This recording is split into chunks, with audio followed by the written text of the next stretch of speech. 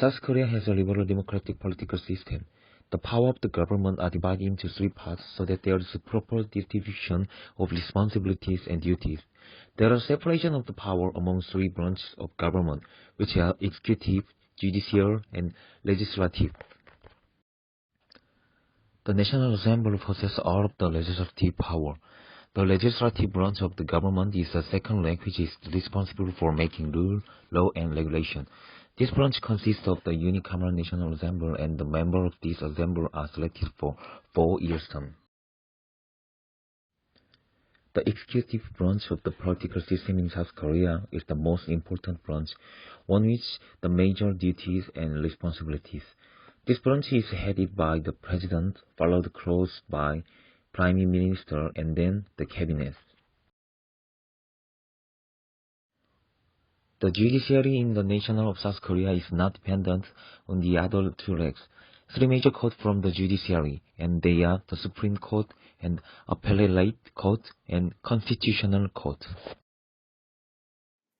First of all, let's talk about the background of globalization in South Korea.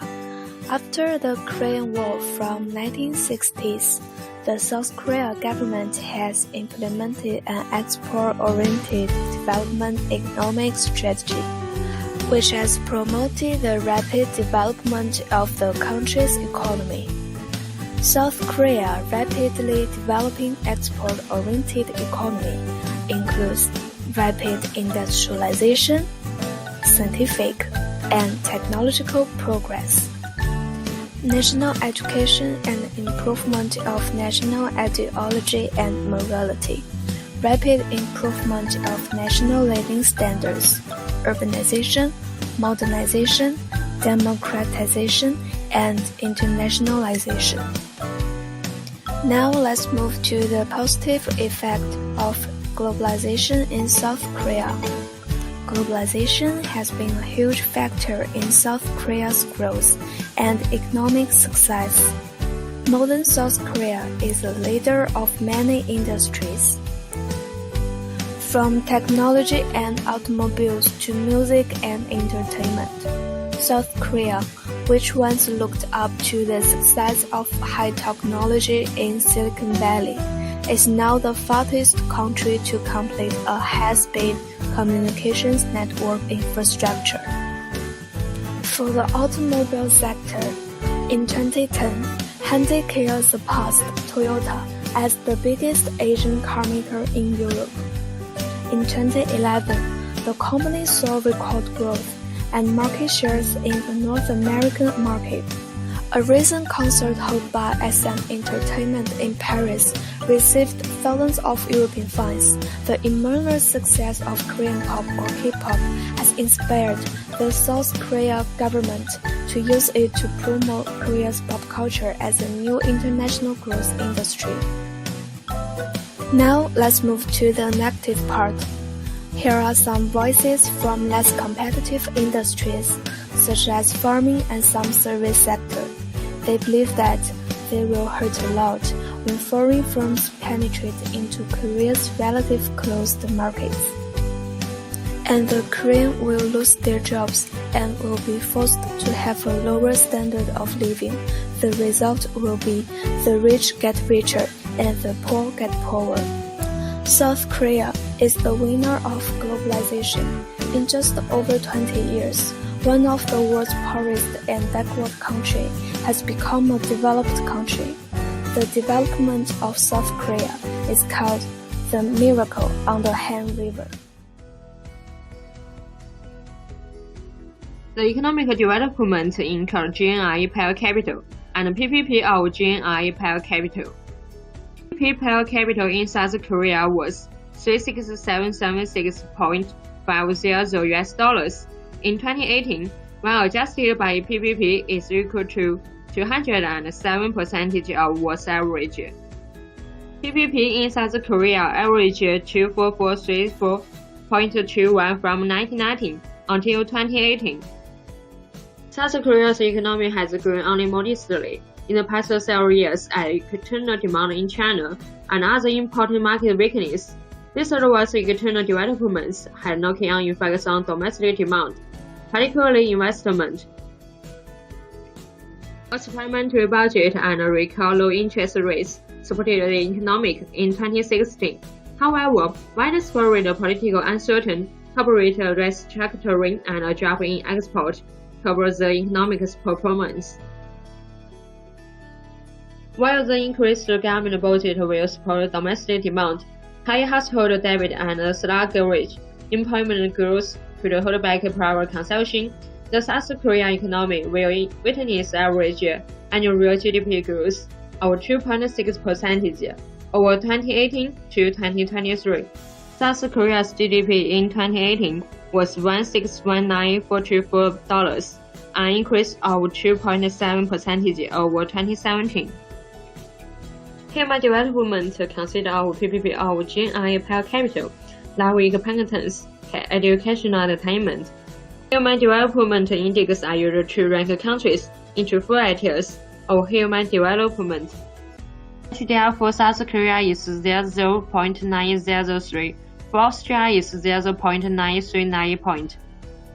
The life expectancy for South Korea is 82.4 years, for Austria is 83.1 years.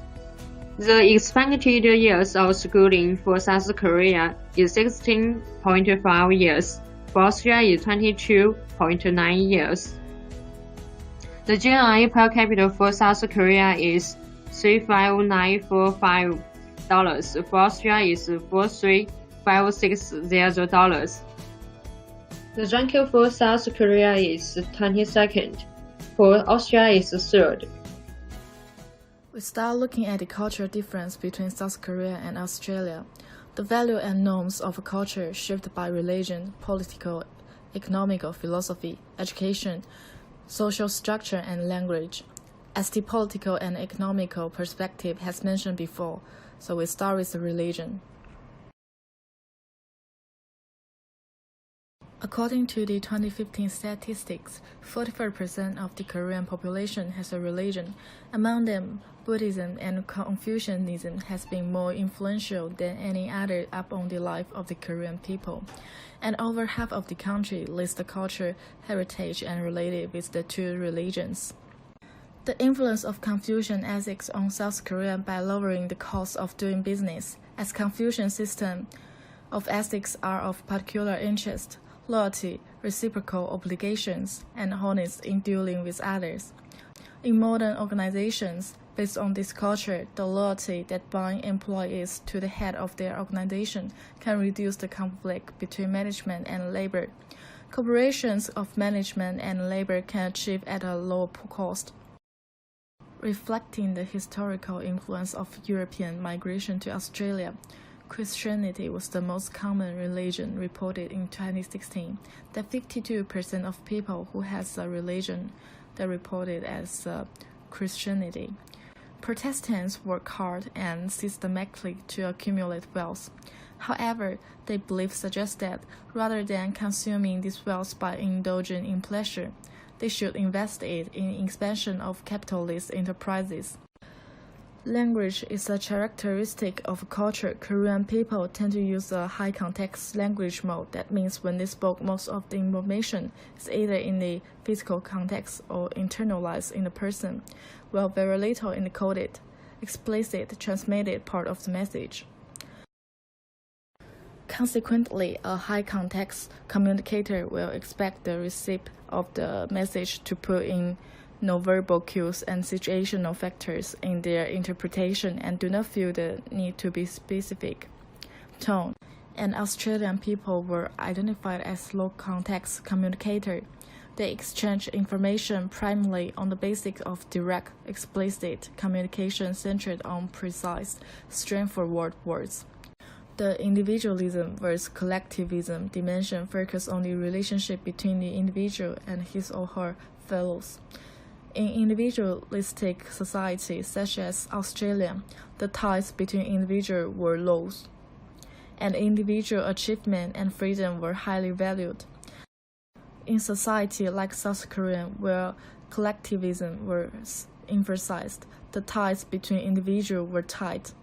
In such societies, people were born into collectives, such as extended families, and everyone was supported to look after the interests of his or her collective. Masculinity versus femininity dimension look at the relationship between gender and work roles.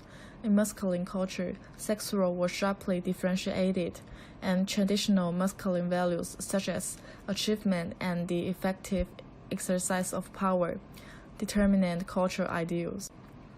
In feminine culture, sex roles were less sharply distinguished, and little differentiation were made between men and women in the same job. According to the table, notice that gender is related on the scale of 1 to 100, with 1 being most feminine and 100 being most masculine. So we can see that the Australia is more feminine than Korea, with rating of 16, and so although people in Korea may have different values and norms that differ from Australian, but the culture between two countries are becoming similar, because the political and economic system of these two countries are similar. Besides, the change in the varieties of the religion in South Korea also demonstrate the trend, as they were 80% of people who are identified with a religion are Christianity, and 45% are Protestant. Now let's first explain David Ricardo's theory. David Ricardo took Adam Smith's theory one step further. Considering that it makes sense for a country to specialize in the production of those goods that it produces most efficiently and to buy the goods that it produces less efficiently, even if it means buying products from other countries that it can produce more efficiently itself, which is called comparative advantage. In this way, trade is a positive sum game in which all countries that participate realize economic gains. This also demonstrates that understands unrestricted policies, free trade can benefit both sides of a trade. South Korea's main industries are electronics, automobiles, telecommunications, shipbuilding, chemicals, and steel. In 2017, machinery and electrical was the nation's largest export category, which accounted for a huge share of total goods exports. These include electrical and electronic equipment and nuclear reactors, boilers, and machinery. The transportation industry, including cars and ships, is also a main industry. According to RCA, South Korea has the highest score at 11.2 of building special-purpose ships, while Australia has the highest RCA in industries related to natural resources such as coal briquettes and iron ore. South Korea is the home to the world's 3 biggest shipbuilders, Hyundai Heavy Industries Corporation, Daewoo Shipbuilding and Marine Engineering Corporation, and Samsung Heavy Industries Corporation. Shipbuilding industry relies heavily on human labors and raw materials. The reason why South Korea can succeed is that the government has subsidies on the wages and the workers are paid poorly. So the cost of human labor is extremely low, which leads to the low price of their ships. In addition, the management in South Korea's firms are strict and efficient, which enables them to complete building the ships faster than other countries.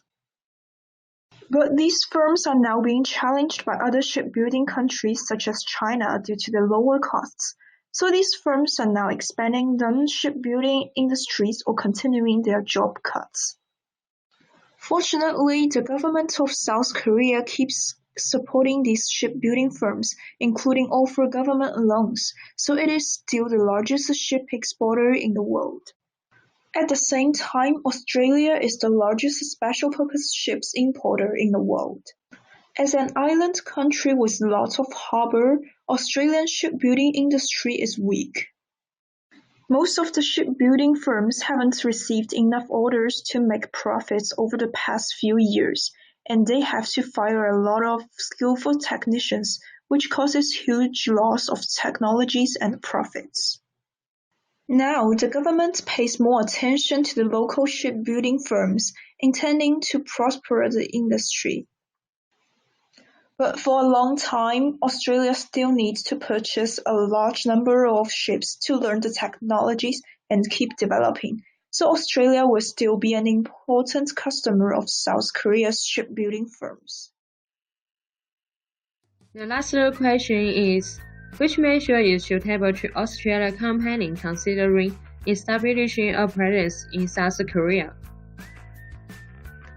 According to research, energy industrial refinery products is suitable to Australian company to establish a presence in South Korea. Australia is rich in natural resources and is one of the world's largest producers of coal, gold, and liquefied natural gas. Mineral products continue to be the country's major export category in 2016, accounting for more than half of total goods exported. South Korea is a major consumer of energy and raw materials worldwide. Limited natural resources means that the country is reliant on energy imports. In 2017, the minor products import bill of $97.2 billion, accounted for 20.3% of its total goods imports.